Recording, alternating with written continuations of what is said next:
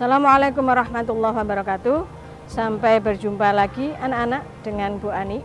Kita lanjutkan materi pembelajaran IPS. Nah, untuk video kali ini adalah tentang BPUPKI yang dilanjut dengan PPKI dan peristiwa Rengas Dengklok. Harapan Ibu, anak-anak setelah melihat dan mencermati video ini bisa mengambil kesimpulan dan mengerti tentang sejarah perjuangan bangsa Indonesia, utamanya menjelang proklamasi kemerdekaan RI. Anak-anak tetap jaga kesehatan dan selalu semangat.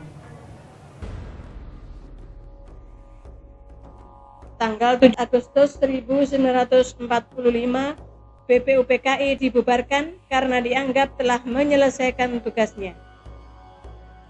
Insinyur Soekarno, Muhammad Hatta, dan Rajiman Widyodiningrat berangkat ke Dalat pada tanggal 9 Agustus 1945 atas undangan Marsikal Terauchi. Marsikal Terauchi merupakan panglima tertinggi bala tentara Jepang di Asia Tenggara yang berkedudukan di Dalat atau Vietnam. Inti dari pertemuan ini ialah membahas perihal kemerdekaan Indonesia. Rombongan melakukan pertemuan pada tanggal 11 Agustus 1945 pada jam 10 waktu setempat. Hasil pertemuan itu adalah: 1. Pemerintah Jepang memutuskan untuk memberi kemerdekaan kepada Indonesia. 2. Untuk melaksanakan kemerdekaan segera setelah persiapan selesai dan berangsur-angsur dimulai dari Pulau Jawa kemudian pulau yang lain. 3. Untuk melaksanakan kemerdekaan telah dibentuk PPKI. 4. Wilayah Indonesia akan meliputi seluruh bekas wilayah Hindia Belanda. Dengan demikian, lahirlah PPKI. Dengan adanya PPKI, makin dekatlah kita menuju ke kemerdekaan. Menjelang proklamasi, ini ada sebuah peristiwa yang menggambarkan bahwa negara kita dalam kondisi kekosongan kekuasaan. Karena pada saat itu Jepang kondisinya sudah terdesak oleh pasukan sekutu, baik dari Amerika Serikat dan Uni Soviet, sehingga Jepang sudah mengarah kepada kekalahan. Nah, kondisi seperti ini merupakan dinamika politik pada masa itu, bahwa bangsa Indonesia harus segera mewujudkan cita-citanya sebagai negara yang berdaulat. Maka pada saat itu ada sebuah perbedaan pendapat antara golongan tua dan golongan muda. Akan tetapi jika dilihat dari sejarahnya, bahwa golongan tua dan golongan muda meskipun berbeda pendapat, namun tetap masih saling menghargai dan menghormati. Nah, ini merupakan karakter dari bangsa Indonesia yang sampai saat ini ada dan harus dikembangkan dan diteruskan lagi dalam kehidupan sehari-hari. Peristiwa Rengas Dengklok. Berita akan penyerahan Jepang ke sekutu sampai ke para tokoh pemuda di Indonesia saat itu, terutama Sultan Syahrir. Saat itu rombongan pertemuan di Dalat, Vietnam baru saja tiba di Jakarta. Sultan Syahrir segera menemui Bapak Muhammad Hatta serta beberapa tokoh pemuda yang lain menemui Insinyur Soekarno di rumahnya dengan maksud untuk mendesak Soekarno-Hatta agar segera secepatnya memproklamirkan kemerdekaan tanpa melalui PPKI. Maka terjadilah perbedaan pendapat. Di satu sisi, Sultan Syahrir dan beberapa tokoh pemuda menganggap jika proklamasi kemerdekaan melalui PPKI akan berakibat sekutu akan menganggap kemerdekaan Indonesia sebagai pemberian Jepang.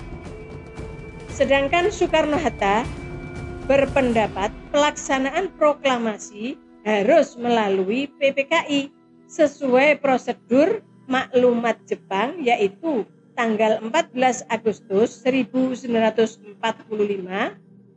mereka beralasan bahwa meskipun Jepang telah kalah, namun kekuatan militernya di Indonesia harus diperhitungkan demi menjaga hal-hal yang tidak diinginkan.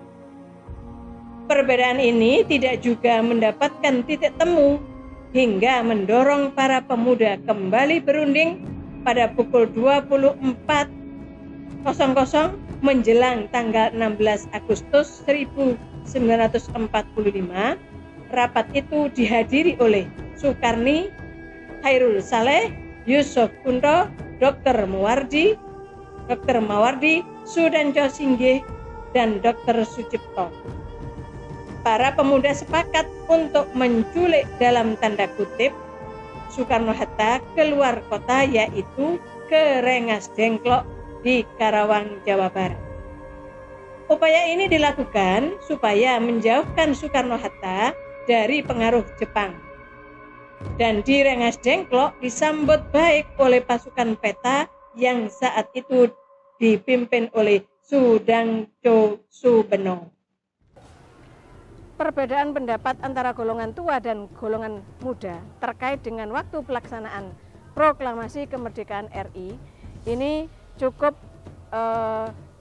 alot. Masing-masing mempunyai alasan tersendiri, baik golongan tua dan golongan muda. Golongan tua dengan idealisme yang tinggi dan semangat yang masih berkobar-kobar ingin segera memproklamirkan kemerdekaan. Namun untuk golongan tua, beliau-beliau ini lebih berpikir secara hati-hati dan mempertimbangkan hal negatif yang kemungkinan terjadi yang tidak diprediksi oleh golongan muda. Nah, ini masing-masing punya argumentasi dan masing-masing memiliki hak yang sama. Pada saat dibawa ke Rengas Dengklok, ini beliau berdua ditemui atau diterima oleh Sudanco Subeno, yaitu Panglima dari Peta. Nah, ini termasuk golongan muda dan dibantu oleh Sukarni dan Dr. Mawardi serta teman-teman yang lainnya. Ini tetap bersikukuh bahwa golongan tua harus tetap di Rengas Dengklok selama tidak memberikan kepastian kapan proklamasi itu akan dikumandangkan sebagai bentuk kedaulatan bangsa Indonesia. Nah, anak-anak, apa yang terjadi setelah itu? Kita harus mengetahui secara tuntas peristiwa sampai proklamasi itu dibacakan. Nah, anak-anak, kita saksikan pada video berikutnya.